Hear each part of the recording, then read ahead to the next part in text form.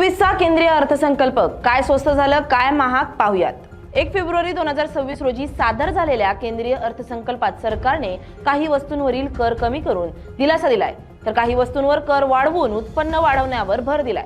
याचा थेट परिणाम सामान्य ग्राहकांच्या खिशावर होणार आहे। सर्वात अगोदर पाहूयात काय स्वस्त झालं।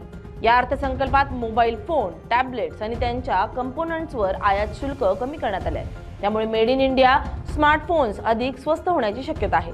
देशांतर्गत उत्पादनाला चालना देण्याचा हा प्रयत्न मानला जातोय। याशिवाय 17 कर्करोगावरील औषधं, मायक्रोवेव्ह ओव्हन, ईव्ही बॅटरी आणि सोलर पॅनल्स यांच्यावरही कर सवलत देण्यात आली आहे। यामुळे आरोग्य सेवा स्वस्त होण्यासोबतच हरित ऊर्जेला प्रोत्साहन मिळेल अशी अपेक्षा केली जाते। लेदर वस्तू, शू अपर्स, टेक्सटाईल, स्पोर्ट्स उपकरणं आणि वैयक्तिक आयातीवरील बेसिक कस्टम ड्युटी 20% 10% करण्यात आली आहे। त्यामुळे या वस्तूंच्या किमती कमी होण्याची शक्यता आहे। आता पाहूयात काय महाग झालं। सरकारने मद्य, सिगारेट, पान मसाला, इतर तंबाखूजन्य पदार्थांवर कर वाढवलाय। आरोग्याच्या दृष्टीने हानिकारक असलेल्या वस्तूंवर जाणीवपूर्वक कर वाढवण्याची ही धोरणात्मक भूमिका मानली जाते।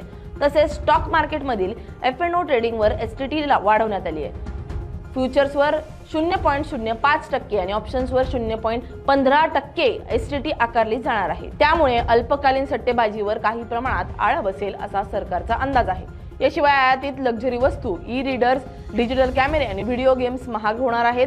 आयातीवर अवलंबित्व कमी करण्यासाठी आणि देशांतर्गत उत्पादनाला चालना देण्यासाठी हा निर्णय घेण्यात आलाय। या अर्थसंकल्पातून सरकारने एकीकडे उत्पादन, आरोग्य आणि हरित ऊर्जेला प्रोत्साहन दिले, तर दुसरीकडे लक्झरी वापर, व्यसनाधीन वस्तू आणि सट्टेबाजीवर नियंत्रण ठेवण्याचा प्रयत्न केलाय।